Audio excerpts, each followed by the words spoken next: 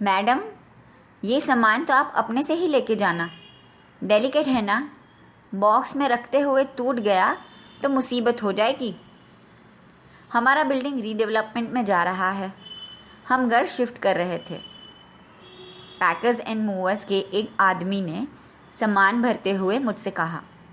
मैंने कहा, ठीक है सर जी, आपकी बात बिल्कुल बराबर है, मैं खुद से ही लेके जाऊंगी।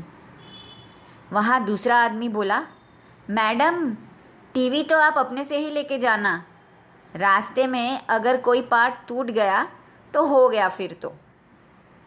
ओके, मैंने भी हामी भरी।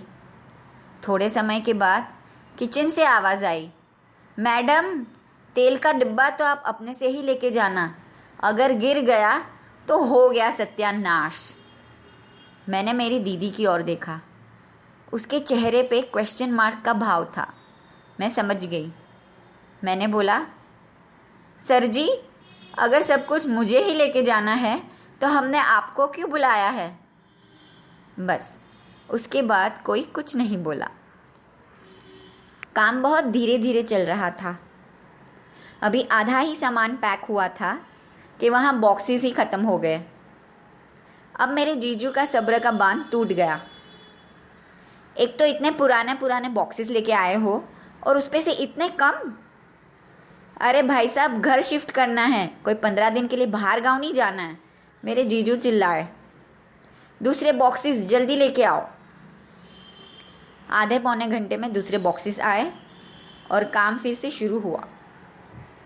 वहाँ बेडरूम में मुझे सामान पटकने की आवाज़ आई। अरे सर, धीरे, ज़रा संभल कर, मैंने कहा। मैडम, आप टेंशन मत लो, ये पहली बार थोड़ी ना कर रहा हूँ, ये तो मेरा रोज़ का काम है, आदमी ने जवाब दिया। ऐसे ही करते कराते सुबह से दोपहर हो गई। हमने लंच ब्रेक लिया। मेरी दूसरी दीदी हम सब के लिए खाना बना के लेके आई थी। ब्रेक के बाद काम वापस शुरू हुआ। फाइनली शाम को 2 फेरी में सामान नए घर पे शिफ्ट हुआ। मेरी नीस की ऑनलाइन पढ़ाई चल रही थी, इसलिए मैं और मेरी दीदी वहाँ रुक गए। घर के बाकी सदस्य नए घर का मोर्चा संभालने वहाँ पहुँच गए। तकरीबन 7 साढ़े 7 बजे जैसे ही क्लास ख़त्म हुआ, हम भी नए घर जाने के लिए निकले। मन में उथल पुथल हो रही थी।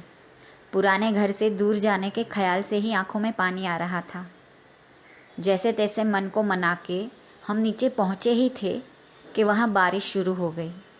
ऐसे लगा कि वो हमारा दुख बांटने ही आई है। हमने जैसे ही नए घर में कदम रखा, मेरे परिवार वालों ने ज़ोर ज़ोर से हैप्पी बर्थडे का गाना शुरू कर दिया। जी हाँ, मेरा बर्थडे था उस दिन। वो गाना सुन के सारी थकान जैसे दूर हो गई। बर्थडे का बैनर, बलून्स एंड बॉक्सेस के बीच में बड़े हर्षोल्लास से मना मेरा बर्थडे। बॉक्सेस को देखकर मैं सोच में पड़ गई। कितना सारा सामान तो मैं पहले ही निकाल चुकी थी, फिर भी इतना सारा बच गया।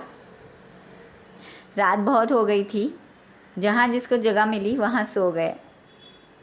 दूसरे दिन सुबह अनपैकिंग शुरू हुआ। ये इतना काम का नहीं लग रहा है, रद्दी में दे देते हैं।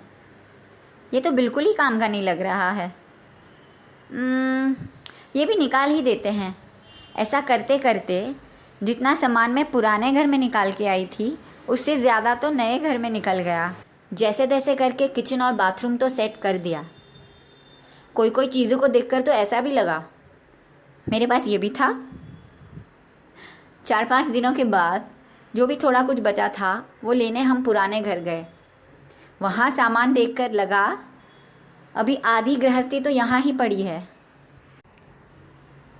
तो ये थी मेरी शिफ्टिंग की कहानी। वैसे अभी भी बहुत सारे बॉक्सेस ऐसे ही पड़े हैं, वो पता नहीं कब अनपैक होंगे। ऐसा लग रहा है कि रीडेवलपमेंट के बाद जब हम अपने घर वापस जाएंगे, वहाँ ही खुलेंगे।